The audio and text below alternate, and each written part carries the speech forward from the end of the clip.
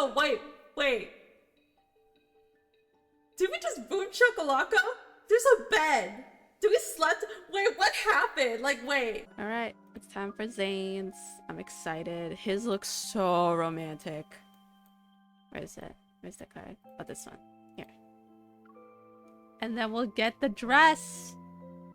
I took Zane to a forest park on the outskirts of the city to a relaxing camping trip after his intense work schedule, but we ended up stumbling into a mysterious realm. The cart's wheels crushed the grass as I transport the last batch of supplies into our campsite. Outdoor camping mat, stove, folding chairs. Huh, that's everything. Zane, who's in charge of setting up the tent, looks up from the instruction manual. Thank you for your hard work, Chief of Logistics. Oh my god, he's wearing his spring outfit! It's nothing. This can barely be considered a warm-up. Looking at the tent that has yet to be assembled, I walked over to Zane. So how's our Minister of Housing doing? Do you need some help? Zane gives the instruction manual a little shake. I understand the theory, but I ran into a slight problem with the practical application. If you're willing to help, that would be perfect. I pick up 2 corners of the inner tent and spread it out. Meanwhile, Zane crouches down to compare our setup with the diagram in the manual. Ah, the poles were threaded through the wrong loops. No wonder it wouldn't stand up properly. We quickly adjust the crossing poles. Then we raise the tent and position it properly. I have never went camping. I've only did like a fake camping, but we were still like in the classroom, but I've never like camp. You're somehow professional and amateur at this. Zane secures the 4 corners of the tent before pulling out the rain fly from a bag. I can't tell if that was a compliment or a critique. Take it the way you want it. I set up tents during department retreats. However, I've been too busy these past few years to keep up with it. Now I can barely remember anything about the outdoors. He passes me 1 corner of the rain fly and we unfold it together in perfect sync. But it's okay. I've committed the technique for setting up a 2-person tent to memory. As we smooth out the rain fly, Zane walks to my side and gently brushes against my shoulder. I'm certain this skill will often come in handy from now on.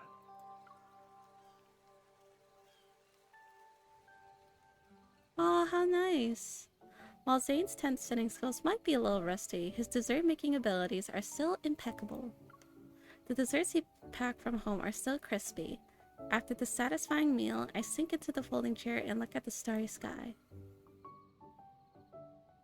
If there's a shooting star right now, I wish for... For? You, with absolute riz. I close my eyes as I speak.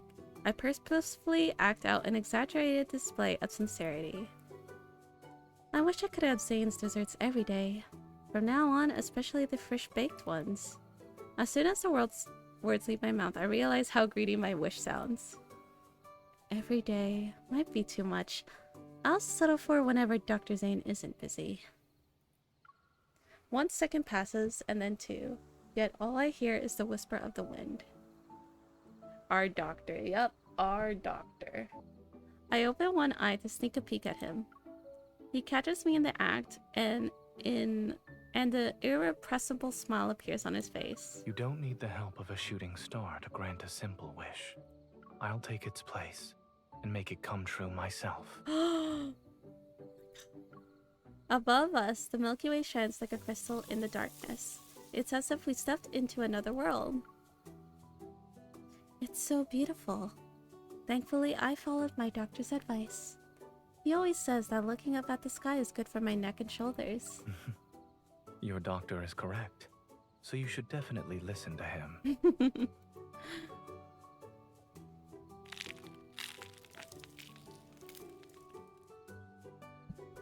Something warm brushes against my lips.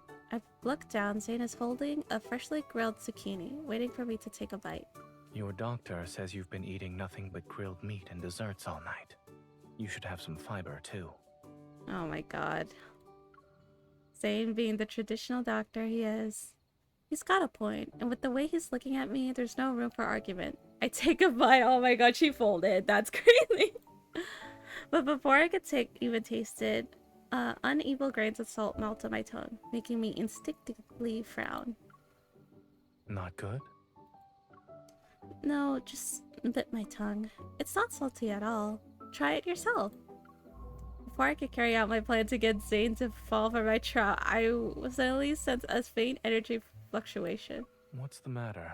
Oh my god, we were trying to make Zane eat his very salty zucchini. That's crazy. There's an energy fluctuation, but my watch doesn't detect anything unusual. Zane moves closer to me and places a reassuring hand on my back. We should check it out just to be safe. I'll accompany you.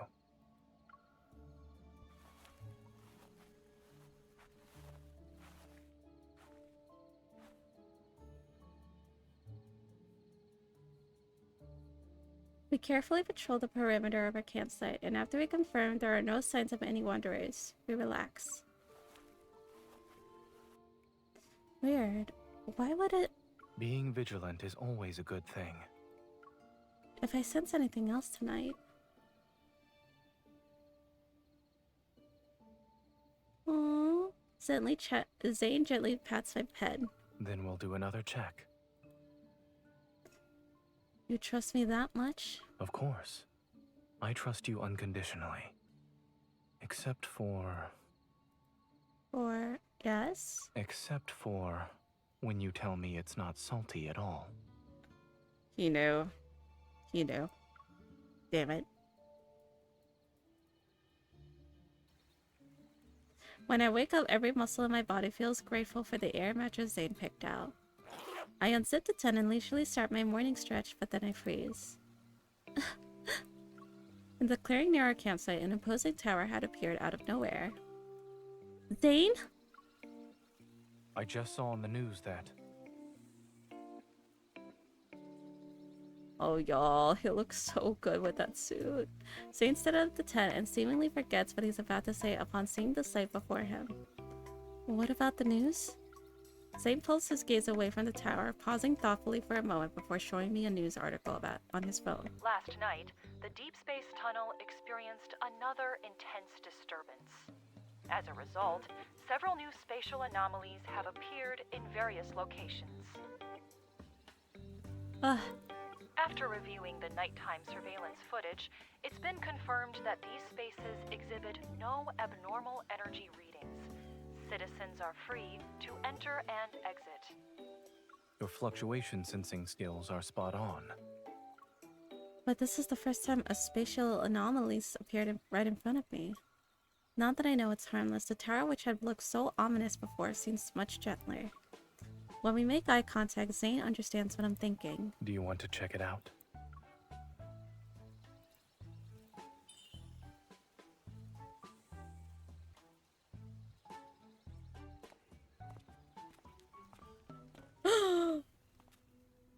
Oh my god. I still haven't played his, like, Four-Seer Myth, so I have to play that. A lot of time passes before we find the tall tower's entrance, and then we're greeted by a long flight of stairs once we're inside. It's like they were waiting for us. Zane and I breathe a sigh of relief when we finally enter the spacious level Great Hall. I feel like I did half of my daily workout quota by climbing the stairs. It certainly is exhausting. Building a long staircase. Has the tower's owners never left this place? Or maybe he was thinking. I cleared my throat and deliberately lowered my voice. I shall build this tower to be far above the station of mortals. I see. So this is your definition of being above your station. No. But there might be another reason behind it. For instance, perhaps he dislikes being disturbed. Or he wants these stairs to discourage anyone who wasn't truly committed to visiting. You seem to understand his train of thought. I wonder if the tower's owner would consider you a confidant if you two met. I'm different. I actually enjoy being disturbed by you. Oh my god, Dr. Zane. Oh my god. You heard that, y'all? He enjoys when I disturb him. And if we ever had a tower like this, Hmm? I would carefully consider the dimensions of the entrance's stairway.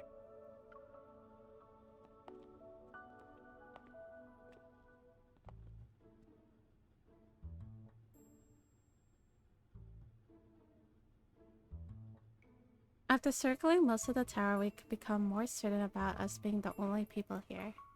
We entered the main hall on the first floor, and there's strands of well, I can't read. And there stands a massive throne of a peculiar design.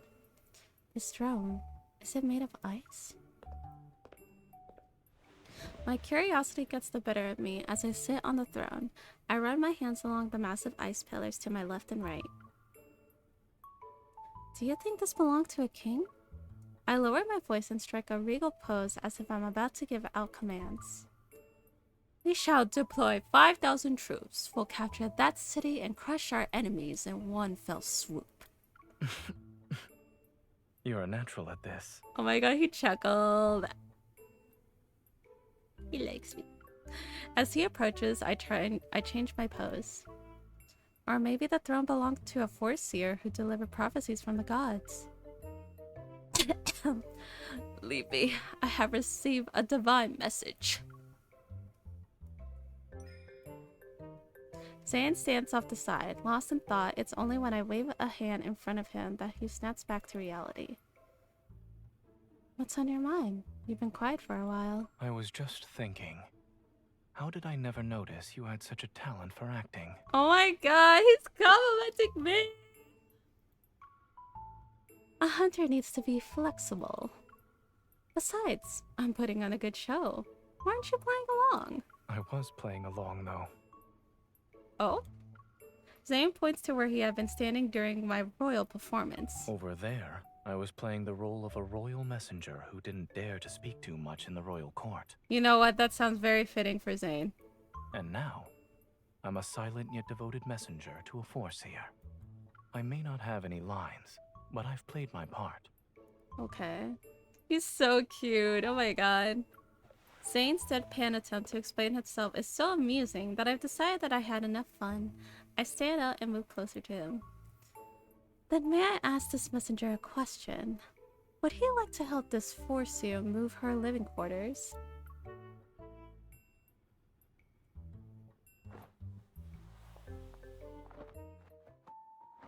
We spent half the afternoon moving our camping stuff into the tower's back bed chamber. My gaze is drawn to an unassuming door covered in ice and snowflake-like patterns whenever we pass it. As we pass by the door once again, Zane and I stop in our tracks at the same time. Since we're curious, let's go in and take a look.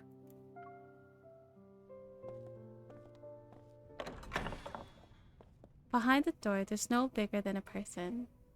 In an unexpectedly vast space. Shiny flower buds are scattered on the floor. Meanwhile, bookshelves loom over us. I can't even see the top of them. Is this a library? Why are there flowers growing in a library? I lean down to get a closer look at the buds. Jasmines? But these are different from the ones I've seen before. When I touch a tightly closed bud, I unexpectedly feel a chill. They're made of ice? Zane bends down to gently stroke the ice jasmine, his movements so familiar, as if greeting an old friend. As expected, not a single flower has bloomed. The crystalline buds refract brilliant light, yet they remain tightly closed. They appear lifeless. I walk to the bookshelves as sunlight streams down from the skylight. It illuminates the dust particles in the air. Where's the ladder? The shelves are so tall. Are we supposed to fly to reach the top? I hear the sound of ice forming behind me and turn to look. An ice crystal traces an elegant arc through the air. Did you use your evo? No.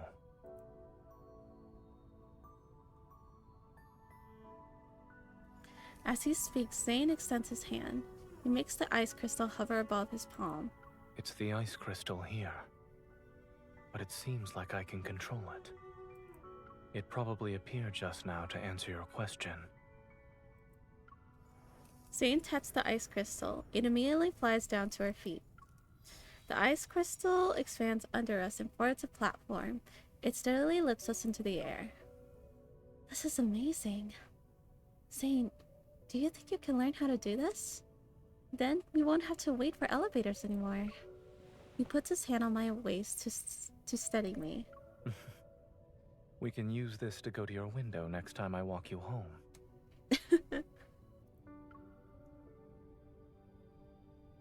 Be careful, the neighbors downstairs might call the police. I guess you need your own tower to use those conspicuous ice crystals. As my gaze sweeps over the various books on the shelves, I grin. They remind me of the medical textbooks in Zane's home. Is there a reason why you're smiling again? I was just thinking that if you had a tower, this large part of it would be a library. Probably. His fingers trail along the bookshelf. With a library this big, we could put research materials here, case files there, reference books over there. As for this spot, I excitedly started imagining what the future library could look like, and he just listens quietly. When I turn to ask for his thoughts, our eyes meet, and his somber expression softens. How about we put your books here? If there's room, I'd also love to add some feel-good stories with happy endings. Aww! If we did that, you'd be in the library for the entire day, and you'll make me stay inside with you. I tease him while I pull out a few random books from the shelf. The text is incomprehensible, but the illustrations are easy to understand. There are so many pictures of jasmines. Whoever owns this place must really like them. Zane seems to eagerly take the book from my hands, though I'm not sure if it's the illustrations or the strange writing that caught his attention. I stand quietly to the side, taking in the entire library from above. My gaze sweeps over the dome and stained glass windows, but in the end, it's the unopened ice jasmines on the floor that draws me in, uncontrollably. It's a shame they haven't bloomed yet. The view from here would be beautiful. It's possible they don't bloom at this time, or the conditions aren't right.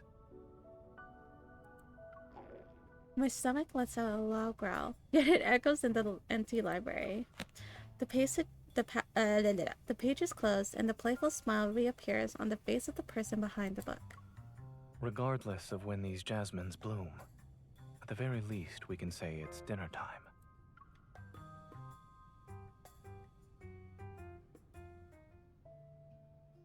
On our third day of camping, we follow our original plan and spend the whole day lurking in the mountains. The weather suddenly changes on our way back. While we return to the tower, we're completely soaked. Thankfully, the tower's fireplace is still working. We put in the wood we've collected and finally get a fire going. Do you feel a little warmer? Zane adds 2 more branches to the fireplace. I feel much better now that I took off those wet clothes. Come here, you should eat something. I bring 2 bowls of instant noodles to the fireplace. After looking around, I decided to use one of the stone stools as our table. This spot is perfect. We have a table and we're close to the fire. The only downside is having to sit on the floor. It's fine. It adds to the camping atmosphere. We sit down on the floor beside the stove. I start to eat and its hot broth warms my stomach. Contentment washes over me. Sitting on the floor to eat might not be elegant, but there's something wonderfully nice about this. It's like we've gone back to a more ancient time. Indeed. I suddenly have the urge to go hunting after our meal. Devouring some noodles, I pat the stone stool and lean back against it. Who knew having a low table would actually make things more comfortable? If you like it, I wouldn't mind getting a low dining table for our home. No thanks. I'd rather not catch hunting. I'd rather not have hunting become the after dinner activity when I come over to your house. After staying here for 2 days, do you feel like this place could be called home? Yes. And since we're on vacation, It's even more relaxing than being at home. I shift back against the stone stool and stretch out my legs. I've been thinking about something for the past few days. What if we just keep living in this spatial anomaly? I suppose you've already concocted a plan. I wouldn't say that, but I do have some ideas for our renovations. The empty space in the back would be perfect for a garden with flowers and vegetables, and the curtains in the back chamber can be changed. If you want better sleep quality, using blackout curtains would be ideal. The library should stay as is, but we definitely need a kitchen. Let's design an open plan one. Then you can have freshly baked desserts right away. Oh my god, they're so cute. They're just thinking about renovating and having just a calm living life. Oh my god, that's so cute. That's a good idea. I approve. The firelight is reflected in Zane's eyes. As for the Great Hall, we should have some large plush rugs. They could also cover the stairs. We can put 2 recliners on those rugs. Then we won't have to sit on the floor anymore. In the dancing firelight, we keep imagining different ways to decorate the tower. It's as if our plans could become reality at any moment. Why hasn't the owner decorated this place, though? Maybe only one person lives here.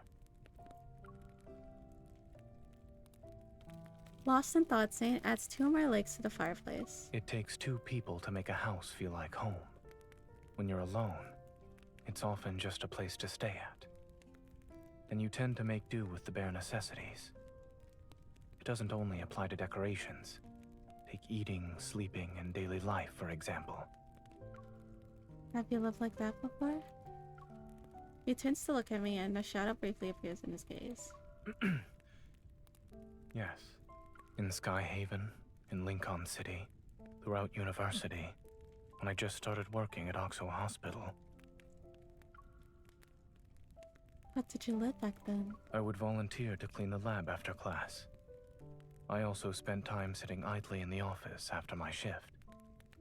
I occasionally bought groceries while walking around, but I'd usually only remember to eat them right before they spoiled. Why? I'm not sure. Maybe it's because I had no one to share anything with. I couldn't find the motivation for most things. Aww. Perhaps realizing his tone had gotten too solid, Zane gives me a slight smile. But his expression only makes my heart ache in a way I can't really describe. Zane, are you afraid of being alone? Not at all. I've simply learned to accept it, grow accustomed to it. I even allowed it to reshape my life. As he speaks, he slowly clenches his fist. But I don't enjoy being alone. I don't want to enjoy it. I place my hand over his and caress it twice. When I think about the past sometimes, I wonder what I would have become if we never saw each other again. Oh my god, why are you talking like that? His voice trails off. Silence descends onto the room. Oh. I gently pull him closer and hug him. It's good that such a thing didn't happen. His palm rests against my back. Yes, I'm very lucky.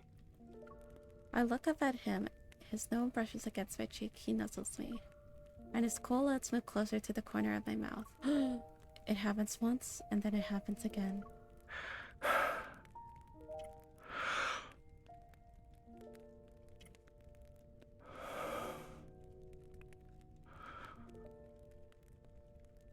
It's wonderful that you're by my side. Oh my god! That long pause? That delivery? Oh my god!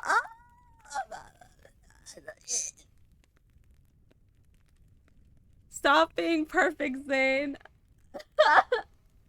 I'm sorry. Oh my god.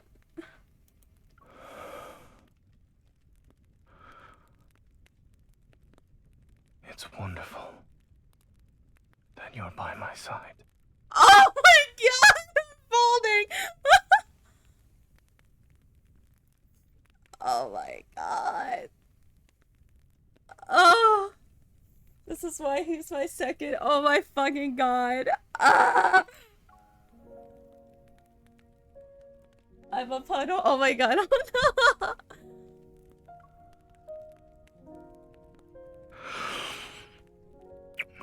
Oh, excuse me! Ah!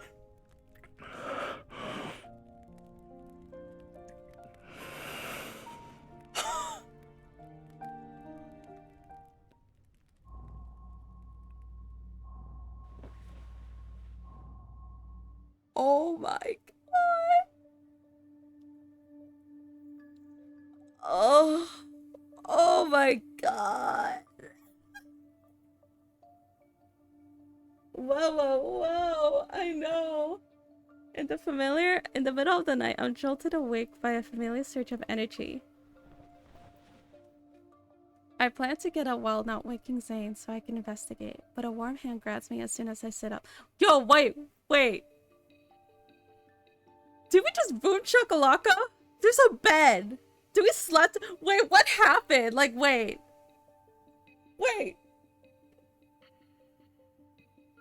Fuck her up, doctor. Guys, like, am I going crazy? Did they just boom shakalaka? Like, why does the bed look like that? Like, you say we already did the boom shakalaka before we, like, had our vows? Like, what? Yo! We definitely did the boom baya, bro. Boom baya before the vows. That's crazy. Okay.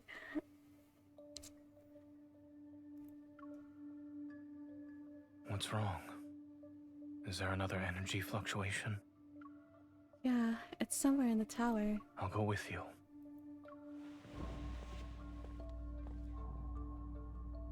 Heading to the source of the energy fluctuations, we arrive at the entrance of the library. The door is slightly ajar, and a faint light sweeps through the gap.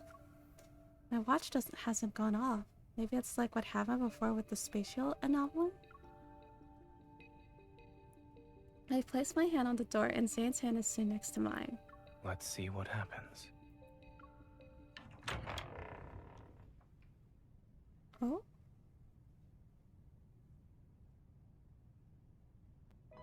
As the library door opens, we discover all the ice jasmines have blossomed. Reminiscent of a sea of flowers, these petals sway. The jasmines bloomed? It happened overnight. Is it related to the energy fluctuations? Regardless of the reason, we won't be left with any regrets about our trip.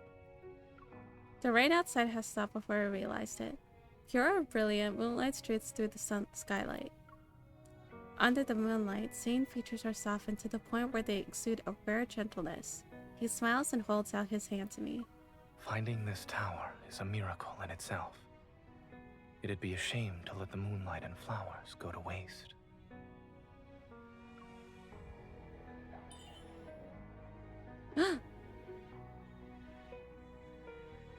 I take his hand and together we step into the sea of jasmines.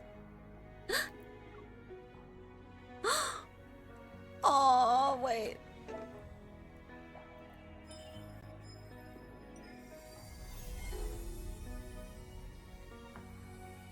Resonant energy hums between our jolted joined palms. Suddenly, countless shimmering particles of light swirl around us.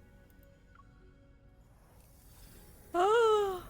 Once this for Zane and I see our clothes have been transformed. Oh my god, look how dashing he looks. Ah. Does a flower fairy live here? Like one who says hello by magically changing people's clothes?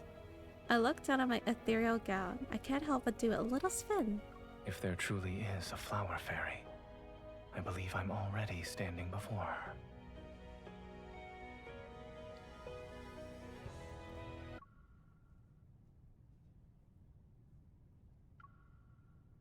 If there truly is a flower fairy, I believe I'm already standing before her. Oh my god. Ah, Okay, you got me saying fuck. In that case, as a flower fairy, I'd say you're the reason why these flowers bloomed.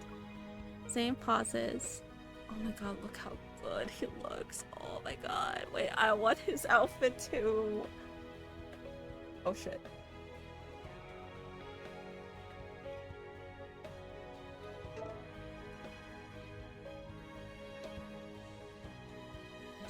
Me? Your presence made the fairy heart blossom with happiness. That's why all these jasmines unfurled the petals. A tender joy reaches the corner of Zane's eyes. Well then, may I ask the flower fairy to grant my wish? Since I made these flowers bloom. Oh my god, they're so cute. Walk to the center of the sea of jasmines and make your wish. Maybe the fairy will appear before you, and together you'll walk across a rainbow bridge. Smiling, Zane walks. Just as I lift my gown, ready to continue our impromptu fairy tale, I see Zane raise his finger slightly. Ice crystals suddenly form beneath my feet, and they lift into the air. Zane?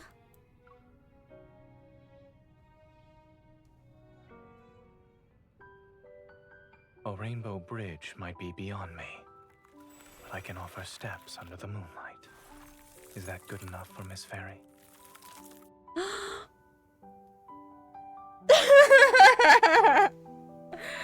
Oh my god, it's starting. Am I going to die?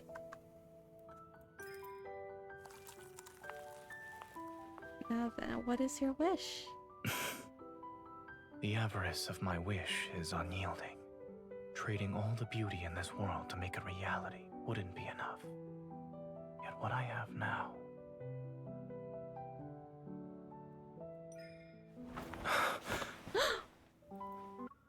Oh!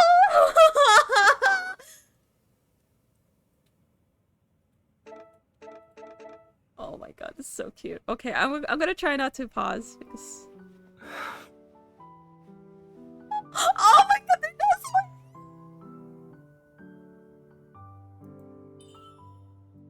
Maybe what I want to exchange with you is simple. Just like this. But I want to give you so much more. One sentence, one embrace, Oh my god! one jasmine petal. They're not enough. Shall we dance?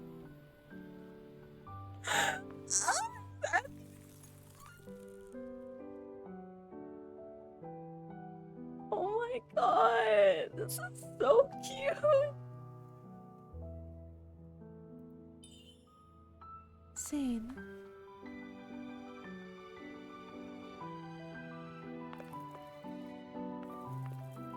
Meeting you is the luckiest thing that has ever happened Oh to me. my god. Like these jasmines. After a never-ending winter, I met the one who brought spring into my life. Oh my god. This space may not last forever.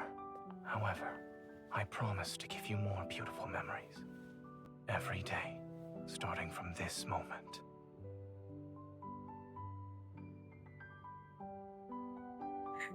Yo, I'm folding. What the fuck? Oh my god. Why is he so romantic? What the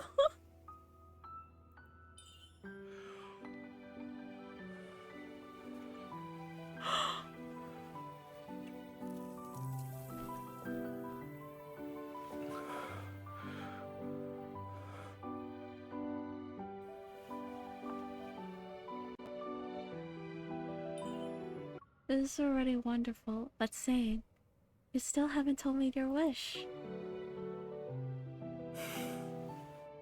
I wish you could be happy for all of eternity. But an even greedier wish of mine is... I wish to be the person who's always by your side when you find happiness.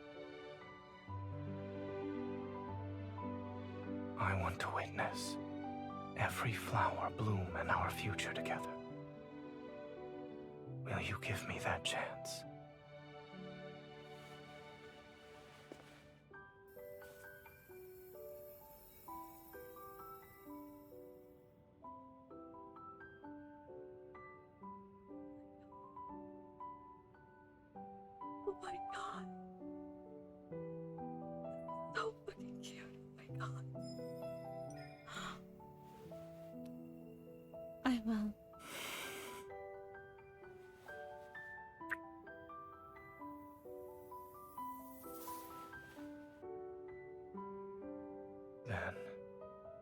us make a vow in a sea of jasmines. We'll always see the flowers bloom together. Oh my god. I love that. Oh my god. That was so fucking good.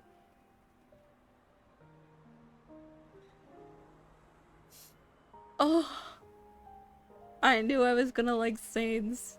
Like the moment I saw his, like it, oh, that was so beautiful.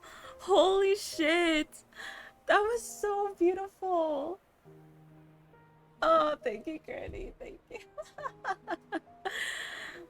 Once we leave the campsite, Zane and I return to our busy lives and work. The weekend finally arrived and Zane made arrangements for us to meet up. He said he'll fulfill the promise he made a while back. Are you almost here? I'll come to meet you and pick up some seasonings along the way.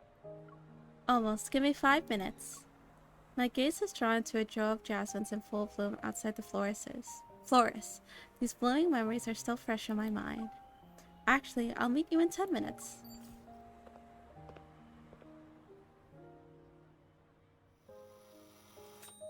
I hear the oven timer and Zane's voice from the kitchen. It's ready.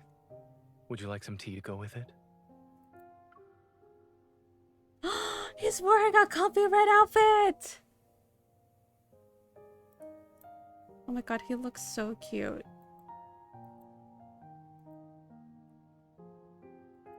They are.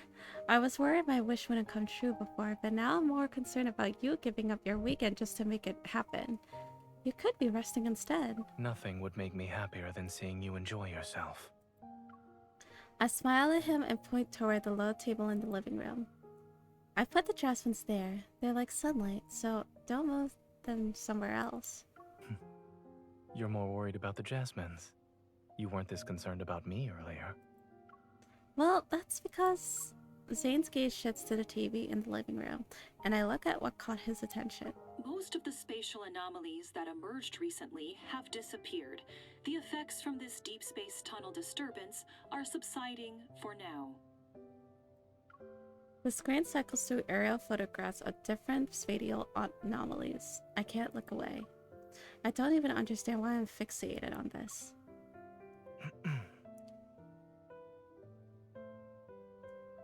After Zane gently coughs, he moves in front of me and blocks my view of the TV. You're upset.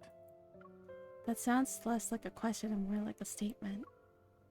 I'm not. It's just that the place we called home for a few days is probably gone now. And those ice jasmines. I wonder if they'll bloom again. I trail off as I ask myself what I miss more. The tower or the jasmines. Of course they will. I look into Zane's eyes and finally realize what's important to me. I'm worried about the dreamy days we share might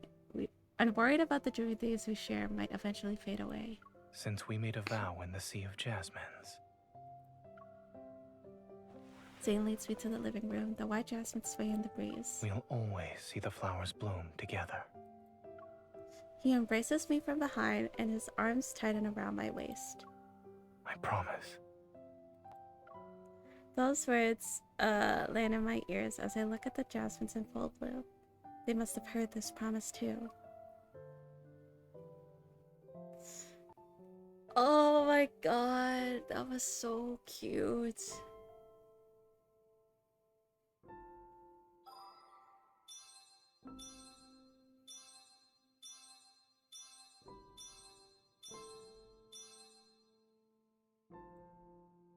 And I get the dress! Give me that dress! Yeah! The hair! Oh! Yes!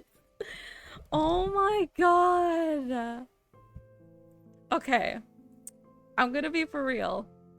Even though Caleb is my main, I'm not gonna lie. I think I like Zane's Kindled just slightly more than Caleb's. Just slightly. Just very slightly. That was so beautiful. Oh my god. The ice stairs. The little dance that they did. Oh my god.